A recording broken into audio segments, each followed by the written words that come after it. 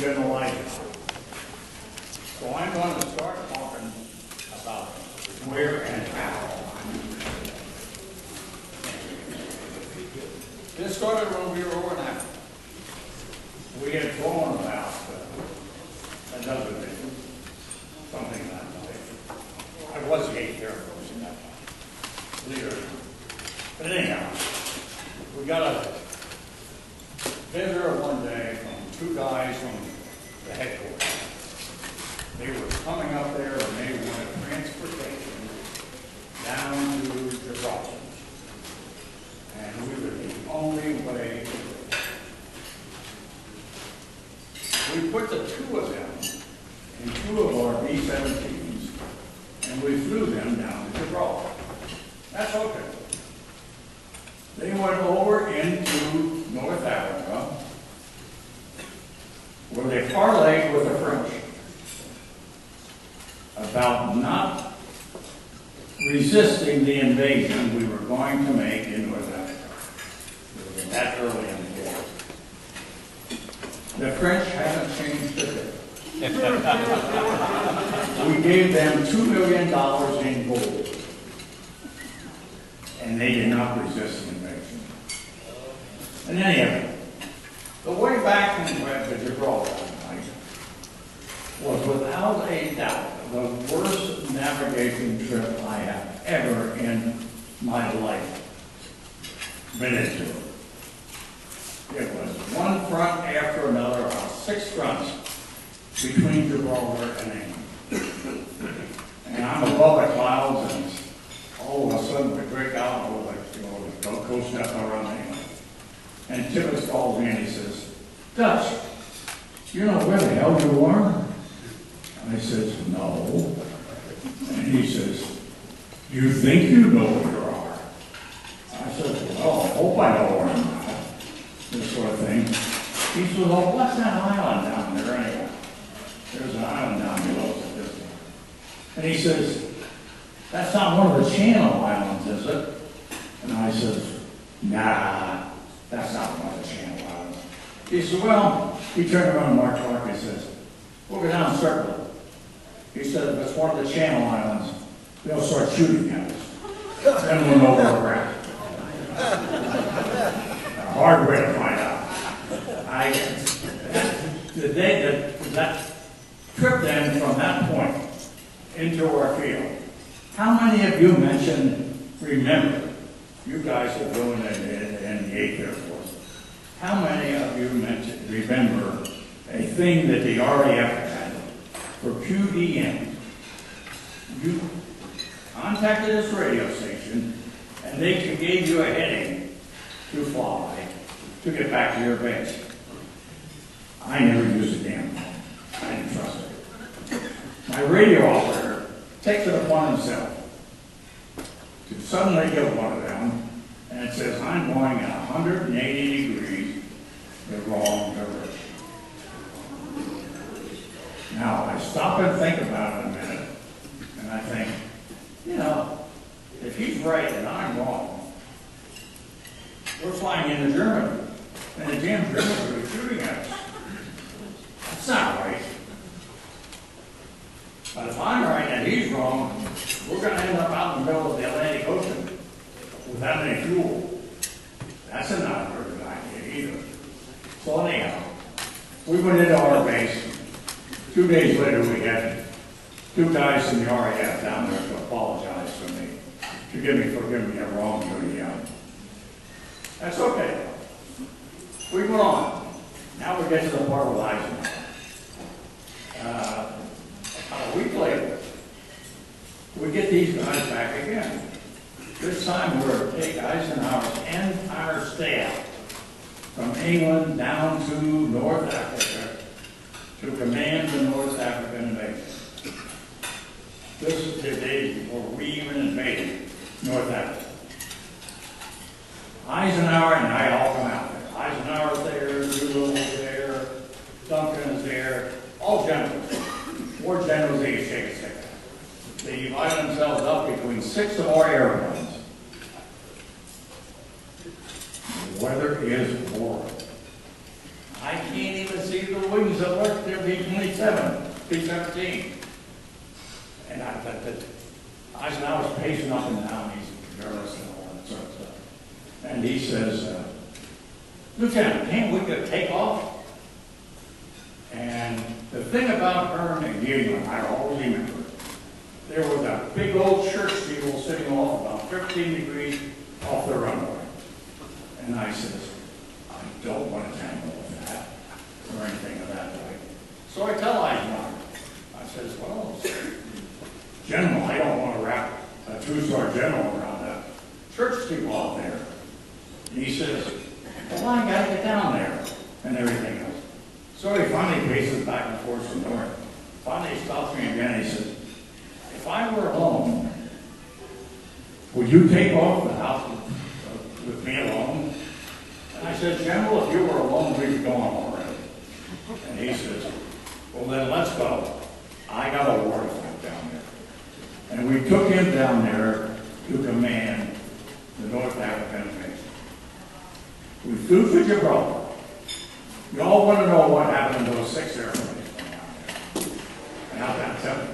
We had 6 airplanes. We had his staff divided up among them. One of the airplanes caught on fire, settled slowly into the water. We don't know what happened to it. Another airplane, which we had General Doolittle on board, had some trouble. So they turned around and went back to England to get the trouble repaired before they took off again. The next day, they are going back down to Gibraltar. They run into a German patrol plane out there. And that would have been fun. 2 4-engine fighter planes fighting with each other. But anyhow, they all had a big fight and everything else. The co-pilot was wounded and could not fly the airplane. So they laid him out. Now they needed a new co-pilot. General Doolittle was on board. Guess who the pilot picked to reject? The co-pilot on that particular mission. They landed at Gibraltar with General Doolittle as co-pilot on that airplane. He crawls out of the airplane and everybody's in here. They have a 2-star general for co-pilot on a plane, for Christ's sake. But anyhow, that's the way that might happen to that one. That night, or that day, the people said, go up in the rock at a certain place that night, and you'll see a very certain sight. And it was one of the most stirring sights I've seen in the entire war. Our fleet was steaming out to go through the Straits of Gibraltar. And they were going through. Nobody was going to stop them. You could hear them coming. I don't know what all this Navy talk is. But anyhow, you could hear them coming and everything else. And they approached the Straits of Gibraltar, and all of a sudden, this one guy gave the command, and all the lights left the water. The entire fleet was in total light. They were steaming through the Straits of Gibraltar. And as I said, they were going through, there was nobody going to stop them. They didn't care whether the Germans were there. They didn't care whether the Italians were there. They didn't care where anybody was there. We were going through the Straits of Gibraltar that night, and nobody was going to stop us. It was a very certain fight. You'll recall that in that particular mission, General Patton landed at Casablanca, and the other 2 guys they that all ran and out here. The next morning, I thought I was going to sleep in. I got awakened at 2 o'clock in the morning. The guy says, you're supposed to take General Clark over to Algiers to command the North African invasion and be the command the land forces that are landing over. I says, well, okay, I can take it over there. They gave us 14 Spitfires for escort to go over there. We were above the clouds. The Spitfires could not see the ground. And as we approached the airfield, we could hear the Spitfire pilots, "Where's this damn ain't taking us?" And everything else. We're above the clouds, we can't see a thing. I finally get a hold of Tibbetts and he gives me permission. I say, "Okay, all you Miami pilots out there bitching about this navigator," I says, "drop below the clouds, go 14 miles ahead, you'll see an airfield, land on it. I hope it's captured." That's all I can say. That was the next morning, by the way. The next morning, we go into the command of the RAF captain who's commanding that area, and we say, "We think we can do some good with our B-17s we have down here." He says, "Oh yeah, that would be jolly good." And I says, "Well, I need some maps. I don't have any maps. What do you want me to bomb?" He says, "Oh, it'd be good if you could bomb Preserte." I says, "What's Preserte? Where is it?" "I don't know." He says, "I think I can find your map." He goes in and he comes back and he has a Standard Oil road map. That's what I used to navigate the first mission in North Africa. And after that mission, I went back to our group and I didn't pay any attention to anybody again until later in the war. Now we're going down to the work for later in the war, and we get selected to drop the atomic bomb. And what's the first thing you do when they tell you you're going to drop a bomb? You say, "How am I going to live through it?" That's the first thing. There's that thing. So we started thinking about how we're supposed to build the bomb. Number one, our first job was getting off the ground. We weighed 150,000 pounds gross weight. We had the bomb in the front bomb bay. We had to put the bomb in the back bomb bay in order to get our weight balance right. So we had weighed 150,000 pounds. We only had 8,000 foot of runway. And I said to Paul Tibbetts, I says, "Is that enough runway, Paul?" He said, "We'll see." I said, "Yeah, I'm going to be there with you, buddy. I go, we'll see." That's all I can say. But we did. That day we got off the ground. Now, the next job of the division was, how are we going to get away from the bomb? This is going to create a lot of turbulence. If we're at low altitude, the scientists have told us that day, they says, "We think you will be okay if you're 11 miles away when the bomb explodes." The only trouble was we couldn't figure out how to get 11 miles away. And we get about 8 miles away and everything. So they Tibbetts things up and he remembers. You remember that time we were flying escort and the fighters were all shooting at us, all our fighters, Japanese fighters, and everything else. He says, remember they told us to slow down, they couldn't keep up with us? He says, "Why don't we do that? Why don't we get a lot of altitude? The fighters, if there are any, can't keep up with us, and we'll turn around and get away from them." Well, he said, "That sounds good, we hope you're right." So that's what we did. We decided that we'd fly the mission at high altitude, with distance between us and the bomb, with altitude. When the bomb left the airplane, and it took 43 seconds from the time the bomb left the airplane until it exploded at 1,800 feet, we made a 150-degree turn, went back the way we came, and we got far enough away, apparently, we got far enough away before the bomb exploded. So then we turned around to take a look at that again. We turned around, we flew back toward Hiroshima. And I'm jumping the gun here.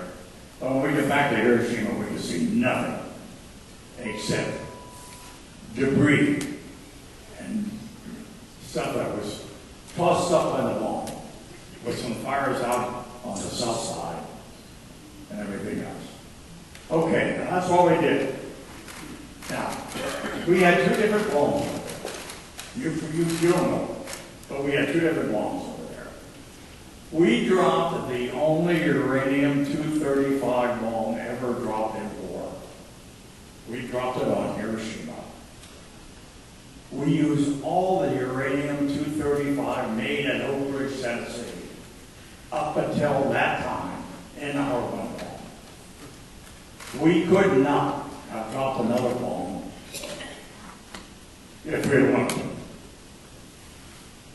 Fortunately, our scientists figured out how to make an atomic weapon out of plutonium. The bomb dropped down here at Nagasaki was a plutonium bomb, not a uranium-235 bomb. All subsequent bombs, up until this time, were made of plutonium. We dropped the only uranium-235 bomb that was ever dropped. Now, uranium-235 had a peculiar thing. It would sustain a chain reaction when you dropped it. If it was ultra pure, if you go to Oak Ridge, Tennessee now, and they take you into one of the plants, they probably know it. If they did, you will see they have cyclotrons up there, and they put a woman at every cyclotron, and the job of that woman was to catch the uranium-235 molecules. That's going on. Toss away the rest of it. That's how we collected enough uranium-235 for our bomb. It still exists. They were using it to make medical uranium the last time I was up there. Okay. Now I said we had a plutonium bomb. We dropped that out on Nagasaki. Chuck Sweeney. I forget these names off, by the way. Chuck Sweeney dropped a bomb on Nagasaki. His mission was to drop the bomb on a primary target. He picked out, he followed the missions from Florida. But that's all right. Because he waited 35 minutes for a third airplane to show up. It did not show up. He then went on to his target, Kokura, made 4 passes at Kokura. And Kermit Meehan could not see the drop of bomb. So they decided to go on to Nagasaki and line up on a radar run against instructions. Our instructions were, drop the bomb visually, know where it is going. Do not drop it through the clouds away. You guys used to do everything. So basically, that's what they did. They lined up on a radar run. And my counterpart, Jim Van Pelt, lined up on a radar run. They lined up on everything else. The last minute, clouds open up. Behan sees the ground. Behan says, I dropped the bomb visually. He saw the ground in about 12 minutes. He did not drop the bomb visually, but the war's over. Why make a big stink about it? So anyhow, they went on and they landed at a fighter air base on Okinawa, where Jimmy Doodle was commanding at the time. By the way, I can't see anything out there. I had eye surgery, and I got 4 drops in this line and 3 drops in this line. As a result, I can't see a thing. That's okay. And they dropped on Nagasaki. Their first job when they landed was to park the airplane, get out, and find out where that damn bomb went. And everything else. That's how they found out it went and everything else. So then they finally get back in touch with Tinian. They were missing for about 24 hours. They get in touch with us. We tell them, okay, come on Later on, I wanted to get out of the service. I had over 1,000 points. And I says, I have 1,000 points, let me out of this service. They says, oh, no, you're essential. You've got to go to the bikini test. I says, what? I says, what are the bikini tests? When we started talking about the bikini test, we estimated we need 10 airplanes and 300 men for the job. We had so many men over there, we couldn't even park them all on the island at the watch light. So much for our government in action. It's still going on. So, I went over the bikini test. I got out of the bikini test. The ironic point of the bikini test was the first of the bomb that was dropped from the air, Tom Farabee, our bombardier, looked at the bomb and says, that bomb's going to go short and to the left. The bomb hit exactly where he predicted. It missed the target by a half a mile. Nobody was shooting at them, and they missed the target by a half a mile. For crying out loud. Anyhow, we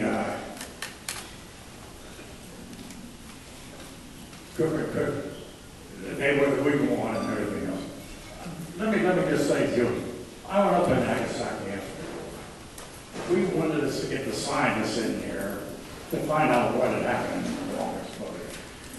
And so we took them on there. We couldn't, nothing, Tokyo. We got a whole lot of Japanese scientists, took them with us. We could not land at Hiroshima, no landing field. We landed at Okinawa, Nagasaki, on a field that went uphill one way, downhill the other way. Unpaved, we think we were the first people to ever land at the C-54 there. All the commander wanted to do was give somebody his sword. He wanted to surrender. Will you take my sword? I want to surrender, was what he was saying in Japanese. I spent 2 days in Nagasaki. I saw the most pointed sight I've ever seen in my life. I'm standing at a bus stop, near a bus stop. Nagasaki's all cleaned up at this time. Bodies are gone, all the damage is gone, everything like that. I'm standing at this bus stop, and this ex-Japanese soldier gets off the bus. He's looking for his home. He has no home. It has been destroyed in the atomic explosion. And I looked at Tom Farabee, and Tom was standing with me. And I looked at Tom and I said, you know, if the war had gone the other way now, that would be us getting off that bus. And that sort of thing. That would not have been a nice affair. Anyhow, with that, I'm going to close my talk. And you want, I probably have a lot of questions you want to have answers to. So yes. Good, I covered everything. We're ready for the test. No questions? You have. How many missions did you fly in Europe itself? I flew 58 missions in Europe and two in the Pacific. How many in 58? 58. Okay. Oh, I was thinking that 35 was, or 25 or 35. Well, every time we got the approach, they changed it. 35 was what you had to fly out in England. I moved down to North Africa, they changed it to 50. I flew 50. By that time I had 58 already, and this sort of thing. They just kept increasing it. Sir, what did you do? And you're looking at the work this kind of law. I don't know how I ever went through it or anything like that. What did you do after the war? Were you successful? What did I do after the war? Yes. I went back to school. I got a couple of degrees in chemical engineering. I took a job with a company called DuPont and this sort of thing. I ended up with Vice President DuPont, that's all. I know why. Yes, sir. Sir, I trained in the Army in 1957, and they showed us a lot of training film about the atomic bomb. I want you to tell me, if you can, after you released the bomb and you were getting away from the explosion site, were the training film we saw accurate, where they reproduced a violent explosive reaction on board the aircraft? Did you feel the explosion in the air? And Yes. Yeah. Yeah, very definitely. right. And everything else. Thank you. I told Paul Tibbetts, I said, I think we were upside down at one point. Paul says, we were never upside down. I was flying that airplane. But it was a very, a lot of turbulence. You felt it very violent. Thank you. But I didn't see it all, but what I saw depicted it very well. Yeah. How far away did you get? You said you wanted to get like 13 We were miles. 18 miles away from the Vietnam bomb explosion. Oh, so you guys, okay. Remember now, we got the bomb here and it goes like this, and we turn around and went like this. So that's how you got 18 miles. And then you try to walk like this too. Yes, sir. I can't hear you. Will you speak up? Did y'all have protective goggles to look at the flash? We have that welder's goggles served to extinction. And what was your first impression when you saw that flash? That was a hell of a execution. Which is what it was. I have to tell you another story about it. We tested this. This was the first time this bomb had ever been tested. The U-235 bomb. We had one U-235, one U-235. 2 days before, we gave Chuck Sweeney both bombs, the ignition point of it, told him to take them up to 30,000 feet and drop them over the ocean. And we had big cameras out there, the doctors all trained on it, and everything else. Neither one of them worked. Neither one of them. I would have bet money that day, under any conditions, that bomb would have been a gun. And everything. But it worked. Thank God it did work, and that sort of thing. Sir, Over here. sir, in your book, you stated that the scientists told you that you were going to be approximately so many miles away from the blast, and you responded, what do you mean you think? Oh, yeah, well, that was when they told us. The scientists told us that on the first, early, this is like January. We were having a meeting with the scientist, and the scientist says, if that's rain outside, don't go outside. The scientists told us, we think the airplane, the crew will be okay if you're 11 miles away from the bomb when it explodes. And I can remember looking at the guy and saying, what do you mean you think? This is my life you're playing. But yes, that did happen. Yes, sir.